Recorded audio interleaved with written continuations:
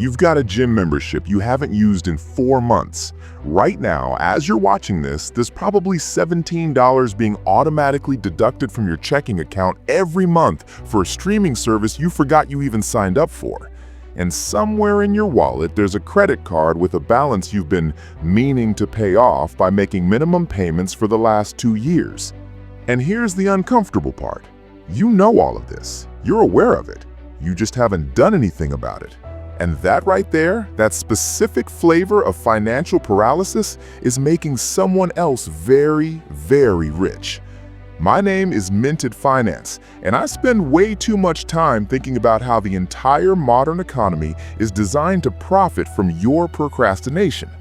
If you're someone who's ever looked at your bank statement, felt that little spike of anxiety about something you should probably handle, and then just closed the app and pretended everything's fine, hit subscribe and give this video a thumbs up, because what I'm about to show you is going to make you simultaneously angry and motivated. Here's the thing, and I need you to understand this on a fundamental level. Inaction isn't free. You're not saving mental energy by avoiding financial decisions. You're not being cautious by doing nothing. You're actively choosing the most expensive option available to you, and companies have built business models worth hundreds of billions of dollars around that choice. Let me show you exactly what I mean. Right now, American consumers are sitting on about $17 trillion in bank deposits. $17 trillion. Now look, some of that needs to be accessible cash, emergency funds, money for near-term expenses. I get that. But according to the Federal Reserve, the average interest rate banks are paying on savings accounts is about 0.42%, less than half of 1%. Meanwhile, inflation over the last few years has been running around 3 to 4%.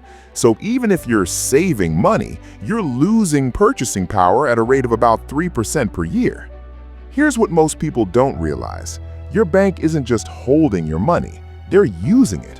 They're taking your deposits and lending them out at 6% for car loans, 24% for credit cards, 7% for mortgages. They're making massive returns on your money while you watch your savings slowly lose value. And the spread between what they pay you and what they charge borrowers? That's basically pure profit. In 2023, U.S. banks made about $230 billion in net interest income. That's the difference between what they pay depositors like you and what they charge borrowers. $230 billion. And a huge chunk of that comes from people who just never bothered to move their money somewhere better. But it gets so much worse. Let's talk about subscription services, because this is where the psychology gets really dark. The average American now spends about $273 per month on subscription services. Not $273 on streaming, $273 total across streaming, apps, software, gym memberships, meal kits, cloud storage, music services, and a dozen other things they've signed up for and forgotten about. Chase did a study of their credit card data and found something fascinating. When they asked people to estimate their monthly subscription spending, the average guess was around $75. The actual average, $273. People are underestimating their subscription costs by almost $200 a month. That's $2,400 a year that's just evaporating from bank accounts while people have no idea it's happening. And companies know this. They're counting on it. This is where it gets interesting. The subscription business model doesn't make money from active users, it makes money from inactive subscribers. Planet Fitness has about 19 million members. You know how many of them actually go to the gym regularly? About 30%. 70% of Planet Fitness members are paying every month for a gym they don't use. And Planet Fitness reported a 64% profit margin in their last earnings report. They're not in the fitness business. They're in the business of charging people who feel guilty about not going to the gym. Adobe moved to a subscription model in 2013. Before that, you could buy Photoshop once for about $600 and own it forever. Now it's $22 a month, minimum. And here's the thing, Adobe's revenue has tripled since they made that switch. Not because 3 times as many people are using their software, because people who used to buy Photoshop once every 5 years are now paying $22 a month forever, even during the 4 years they're not actively using it.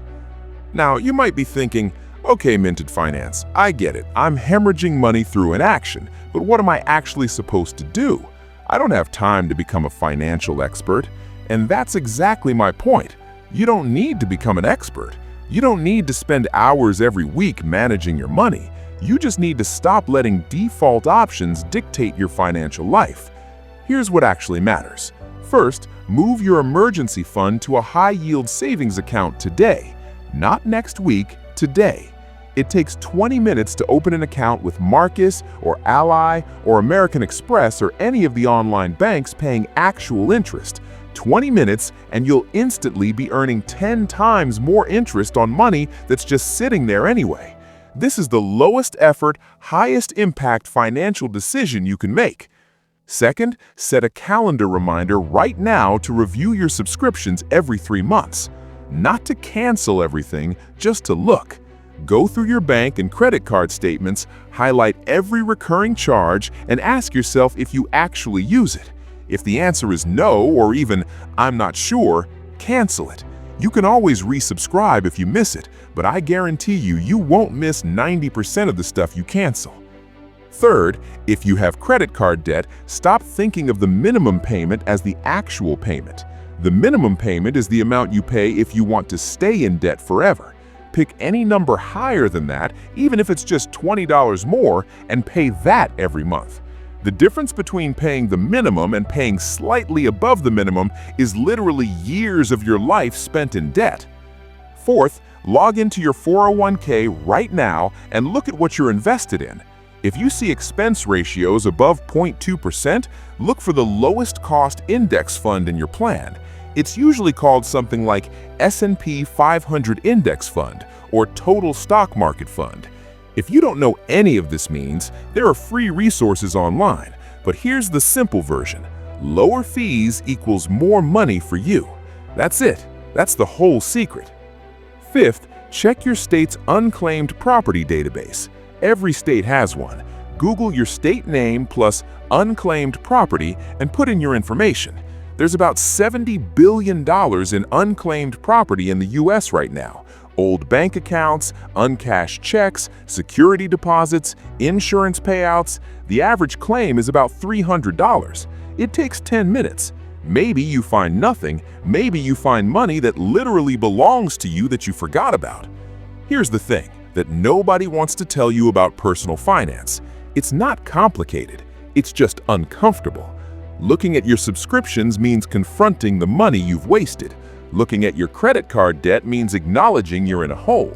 Looking at your investment fees means realizing you've been paying someone to underperform a free index fund. All of that is uncomfortable, so we avoid it. But avoiding it doesn't make it go away. It just makes it more expensive. Every month you wait to move money to a high-yield savings account is a month you lose to inflation. Every month you pay subscriptions you don't use is money you'll never get back. Every month you make minimum payments is another month of interest. Every month you pay high investment fees is compound interest working against you instead of for you. And meanwhile, companies are making billions of dollars betting that you'll never actually do anything about any of this. They're counting on your inaction. They've built entire business models around it. They've hired behavioral psychologists and data scientists and UX designers all working towards one goal: make it as easy as possible for people to start paying and as hard as possible for them to stop. But here's what gives me hope. Once you actually see the system, once you understand how it works and how much it's costing you, the motivation to change becomes real. This isn't about being perfect. This isn't about optimizing every dollar. This isn't about becoming some finance guru. It's about not letting massive amounts of money leak out of your life because you couldn't be bothered to spend a few hours a year paying attention. So here's my challenge. Pick one thing from this video, just one, the thing that made you think, oh God, that's exactly what I'm doing. And this week, not eventually, this week, spend 30 minutes fixing it. Move your savings, cancel a subscription, make an extra credit card payment, change your 401k allocation, check for unclaimed property. Just one thing. Because here's what I've learned after spending way too much time thinking about this stuff. The difference between people who build wealth and people who don't isn't intelligence, it isn't income, it isn't luck. It's that people who build wealth treat inaction as a decision, and they choose differently. They understand that doing nothing is not neutral, it's expensive. Companies have made billions from you doing nothing. It's time to make those billions work for you.